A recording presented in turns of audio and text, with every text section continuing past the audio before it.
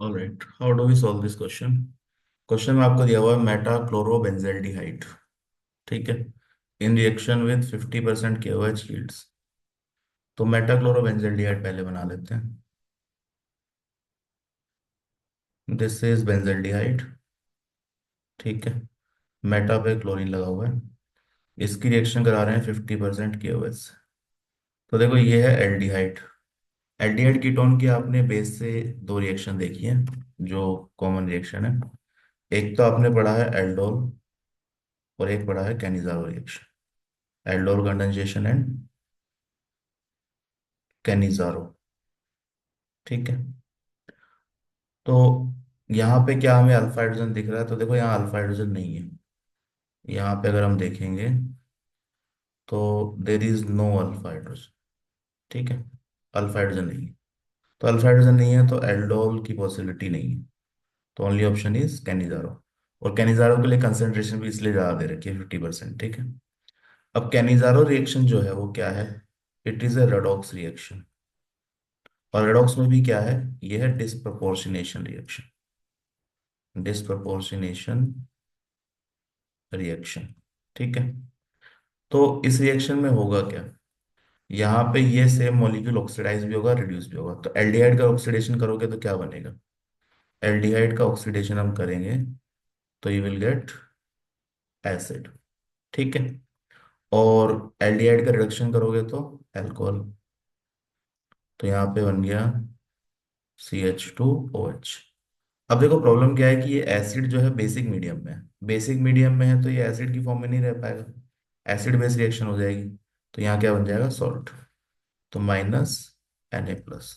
तो you will get salt of carboxylic acid. Salt of carboxylic acid and alcohol. ठीक है। अब देख लो कहाँ पे सॉल्ट प्लस अल्कोहल कॉम्बिनेशन। तो ये तो ज्वाइनिंग है तो ये नहीं होगा। This is salt and this salt, यहाँ OH लग गया, ये भी गलत है। देखो क्लोरीन का कुछ नहीं होगा, क्लोरीन पे कोई रिएक्शन यहाँ पे नहीं होगी। ठीक है।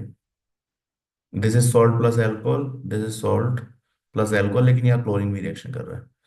तो ये सही नहीं है। ऑप्शन 3 आपका सही answer. Option 3 is the right answer. ठीक है। अब यहाँ पे देखो ये क्लोरीन पे रिएक्शन क्यों नहीं हो रहा है ये भी समझ लेते हैं। यहाँ पर अगर आप देखेंगे CHO, यहाँ Cl, तो ये क्लोरीन जो है रेजोनेंस में इससे। तो it has some partial double. ठीक है। जब आप रेजोनेंस हाइब्रिड बनाएंगे तो यहाँ पे पार्शियल डबल बॉन्ड आएगा।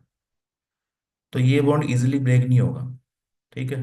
This bond will not easily break. तो यहाँ पे OH- सब्स्टिट्यूशन नहीं करा पाएगा। अगर ये सब्स्टिट्यूशन आपको कराना है तो या तो बहुत ज्यादा हाई टेम्परेचर प्रेशर ले लो, तो भी दे नहीं रखा है यहाँ पे। या फिर क्या कर सकते हो, अगर ये रिएक्शन करानी है आपको तो ऑर्थो या पैरा पे, मान लो यहाँ क्लोरीन है, तो ऑर्थो या पैरा पे एक ग्रुप लगा दो, स्ट्रॉन्ग इलेक्ट्रॉन विड्रॉइंग ग्रुप, या दो ग्रुप लगा दो। तो ये रिएक्शन थोड़ा बहुत नॉर्मल टेम्परेचर पे हो पाएगी, यहाँ भी हीटिंग की जरूरत पड़ेगी। ठीक है।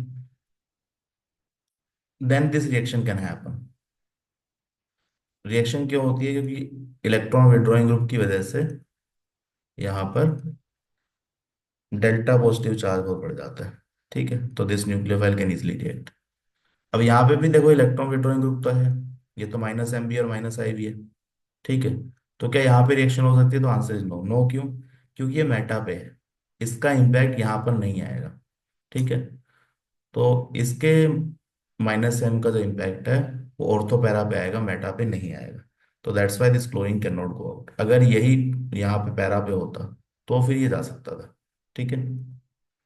तो इसलिए यहाँ क्लोरीन पे रिएक्शन नहीं होगी। तो दिस आंसर इज रॉन्ग।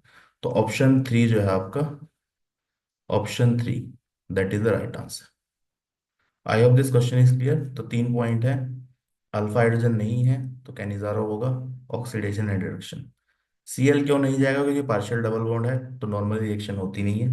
अगर स्ट्रॉन्ग -M ग्रुप है तो हो सकती है, क्योंकि डेल्टा पॉजिटिव चार्ज बढ़ जाता है।